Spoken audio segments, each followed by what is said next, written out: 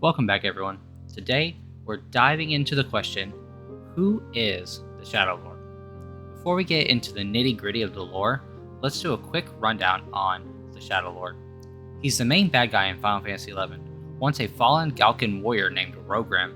He's a big, demonic figure who rallied the Beastmen to wipe out the enlightened races of Vana'diel. Basically, he kicked off the Crystal War. Let's dive in. About 10 years before the Crystal War, the Republic of Bastok reached out to the Kingdom of Sandoria and the Federation of Winders to check out Fei Yin, a ruined Zilart city. They sent 3 Mithril musketeers to lead the charge. First up was Yorich, a well-known Hume warrior who could be the captain. Then there was Cornelia, a Hume monk who was always helping others. Lastly, we had Rogram, a Galkan known as the best swordsman of his kind, tasked with keeping the memories of his fallen kin as the Tellkeeper. Joining them from the Medartia were Irukiru, a Taru white mage, and his buddy Yao Rabta, a Mithra ranger. Sandioria sent an elven knight named Frankmaj. Together, these 6 heroes, each respected in their own lands, made up the multinational expedition to the Northlands. Unfortunately, things didn't go well at Fei Yin. The ruins were crawling with weird machines and creepy creatures that were too much for them. After a disappointing trek through the Busadine Glacier, they decided to take a detour through Zarkabard to see what was there. But that area turned out to be a barren wasteland, and some members wandered off on their own. Rogram and Ulrich ended up together in the snow. For a while, Ulrich had been bitter towards Rogram. He couldn't stand the Galka's kindness towards the Beastmen and felt humiliated that Rogram was a better swordsman. Plus, Rogram was involved in a secret romance with Cornelia, who Yorick had his eye on. Fueled by jealousy and the dark vibes of Zarkabard, Yorick attacked Rogram out of nowhere. Rogram quickly got overpowered and could only wonder why his friend would turn on him. Yorick simply said he never liked the Tellkeeper. Just as he was about to strike a fatal blow, Cornelia jumped in front of him, taking the hit. Shocked, Yorick ran off to find the others. Rogram held Cornelia as she died, questioning why she would give her life for him. With her last words, she told him to remember the people that needed him. He was devastated as she faded away. In reality, she hadn't saved him. Rogram had already suffered fatal wounds. As he followed Cornelia into death, his pain and rage echoed through the earth. These intense feelings reached a crystal deep below, awakening its dormant energy. This force, possibly the essence of dark divinity, transformed Rogram and gave him an army of kindred soldiers. Thus, the Tellkeeper became the Shadow Lord, a being driven by Rogram's anger and the wrath of the departed Galka, whose memory he held. The remaining members of the expedition, thinking their friends had perished due to bad luck, left Zarkabard to avoid further trouble. They all went back to their own homelands, but the Shadow Lord couldn't forgive them for their roles in his and Cornelia's deaths, so he set out for revenge. Moving in the shadows, hunted down those who wronged him. In Sandoria, Frankmaj went back to leading the noble knights Mistale. Restless, he wandered the city's halls at night to clear his head.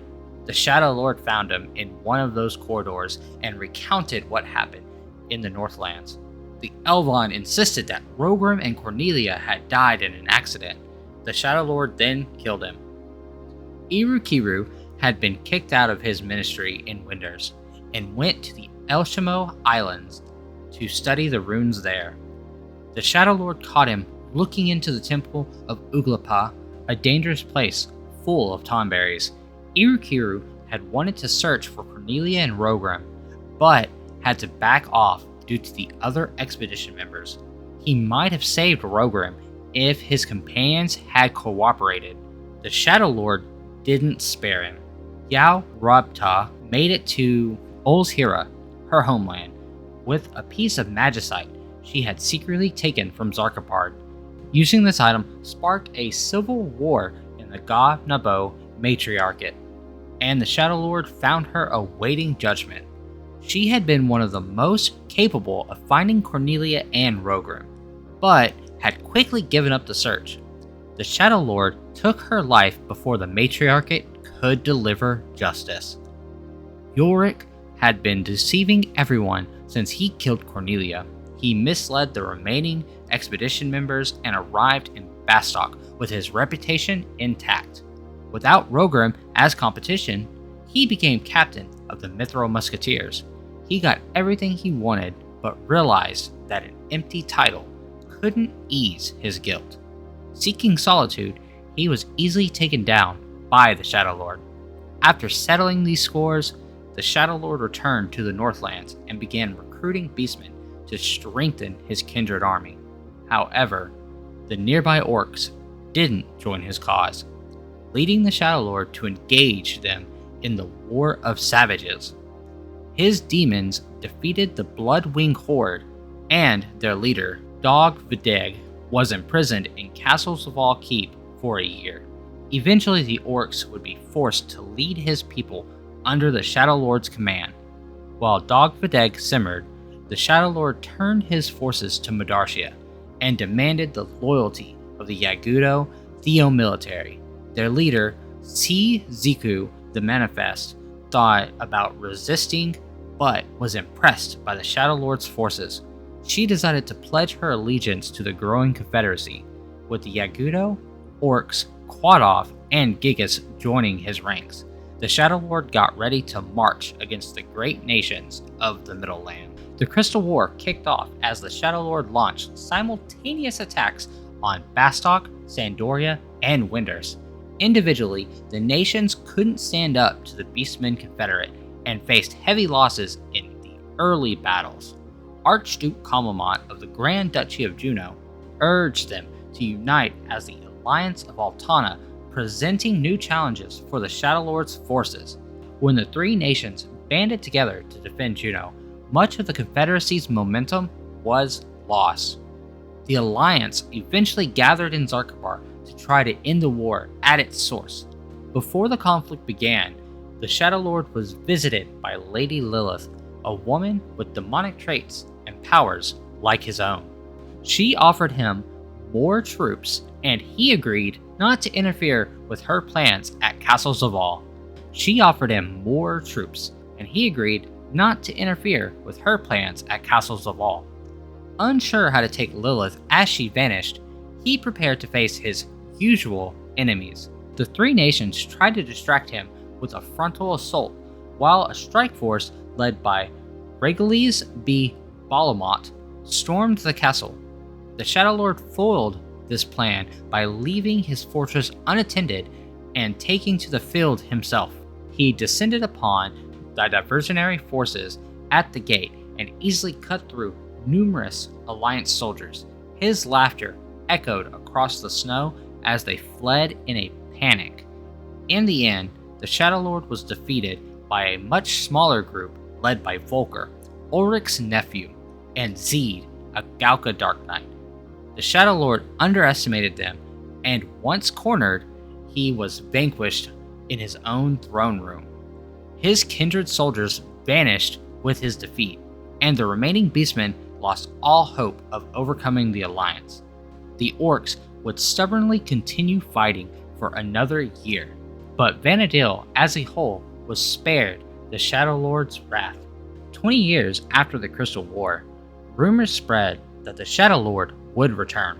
The Alliance's barriers to prevent such a revival were broken by unknown forces, and Magicite was sent to the Shadow Lord's resting place in Castle Zaval.